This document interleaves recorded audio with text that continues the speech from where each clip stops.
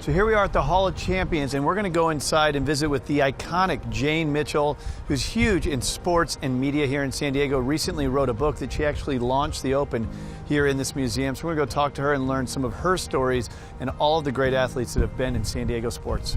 So here we are with the Jane Mitchell, who is iconic in San Diego in media and sports, now an author, and has amazing things on the horizon. Thanks for inviting us to the Hall of Champions. Oh, my pleasure. It's such a beautiful place.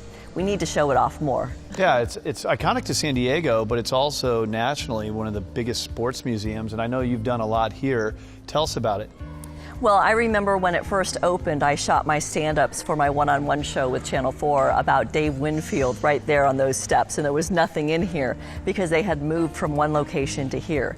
This was an old gym, and they converted it to this beautiful museum. 70,000 square feet. 3 levels. You look around, you see the Breitbart Hall of Fame. Bob Breitbart was the person behind this, and he left a legacy of honoring athletes, young, amateur professionals, and it's really a part of the community. Yeah, so what's it mean to you? I'm sure you walk around here, you've done so much work with some of the most iconic people in professional sports that are known to San Diego. So when you walk around here, what is your favorite parts of it? What does it remind you of? Well, I just got goosebumps thinking of when I interviewed Ted Williams. Ted Williams, was an icon. I interviewed him downstairs in this room, and he was 82, I think, at the time. And it turned out to be the last interview that he did for television. He passed away not long after. And so I get goosebumps because the bat that he used to hit the season that he hit 400 is here, probably up in the late Bob Breitbart's office. Seeing the Hall of Fame, Tony Gwynn, Trevor Hoffman, the baseball section of the 1998 year was so special. To all of us, and I was there. It was only our second year at Channel 4 doing the baseball games. And the Padres, it was just an incredible season, and to know that I was a little part of that, is really special. Well, I know a lot of people in San Diego think you're a big part of it because you took these guys who are athletes and you shared their story. Yeah, it was really a new territory. No one was doing it in San Diego, and really not a lot around the country. And our mission then was to connect the fans with the players and to show who these people are as human beings, not just athletes. So tell us about what you have here now. So now, this is a big book called One-on-One, and tell us about the book. Well, One-on-One, my journey with Hall of Famers, fan favorites, and rising stars, which is really what my 15 years spanned. And Dick Enberg and Tony Gwynn thankfully wrote the foreword for me, and I really appreciate that. People said, Jane, you've got such an awesome job. What's it like to interview Tony Gwynn? What was it like to interview Ken Caminiti and Ted Williams and Junior Seau? You ought to write a book. And after 5 years, I thought, well, I don't know if I have enough information yet. After 10 years, I thought, okay, I've got enough. A decade is legit. And I put my story in here, being a Navy kid, native of San Diego, born and raised in Coronado, very fortunate. Tell my story, how I got into sports, which I was not a sports fan, which is most people. A little ironic. Yeah, okay. Exactly.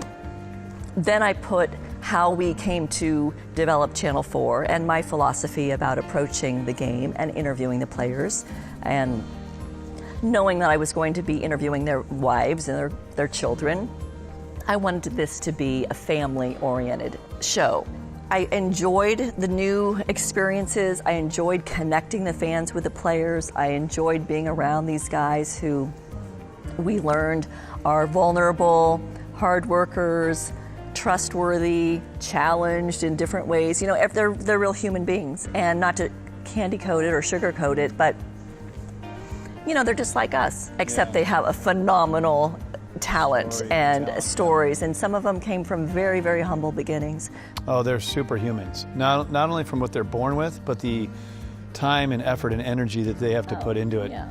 And then going to the Hall of Fame 3 times, and to be there for Dave Winfield's induction, for Jerry Coleman when he was honored with the Ford C. Frick Award for the broadcasters, and then for Tony Gwynn, of course, in 2007. To go there and to follow the players, to see the fans, to tell their stories, not just of, you know, they did this, this, and this, but really go deep. It was really an honor. And those stories, I'm so grateful, even though we don't exist the way we used to, you know, after 2011 season. Those shows are in the archives forever. They're here at the Hall of Champions. They're with the Padres and the Chargers. We are fortunate we get to rerun them at times. A lot of them are online now because I updated 12 shows in 2015. So those are all, you can go online and see them. So to be a part of the history, sort of the fabric of this community, it makes me proud. And what we did as a team, our Channel 4 crew and the people I worked with were just amazing, very talented. And to know that we have that piece, you'll never be able to get some of those interviews ever again. Right. Some have passed away. You will never be able to capture that. So to know it exists is something special. So your book, you've mentioned the term stories. I'd love to just try and get you, this is a challenge. Okay. If you could just think of this thick book with all this history and these memories that you've had, what are some of the best stories? Give us one or two of your favorite ones in here. Well, one of the favorite ones is when I interviewed Tony Gwynn the first year that we did this in 1997. And, you know, I figured if I got thumbs up from him, I was going to be okay. And I didn't know. I had already aired a couple of shows on Ken Caminiti and the Moores, who were the owners at the time. And for me, when I went down on the field and I saw Tony and he had seen the show and he gave me, you know, the thumbs up, I went, phew. Oh, that means you're in San Diego. Yeah, I mean, that's like one of those things that you don't really tell the world about, but I could write about it in here because it was personal. But I always made the shows about the players. I really tried not to make it about me. So what I'm trying to do now, as much as I love television, I really believe in people should tell their own stories. You don't have to be famous to have a story. You know, we know this. I mean, storytelling goes back to the beginning of time. Sure. How can we preserve those stories for your own family? You know, say your parents. I did this, and I have a real belief in this. I did it for my father. In 1991-92, he was diagnosed with Lou Gehrig's disease, and he said one of the things he wanted to do before he died was to tell his life story. So I captured this on a home video camera. I have 5.5 hours of my dad. He passed away 2 years later. 2 years ago, when my mom turned 90, I finally interviewed her and put it together for a birthday party.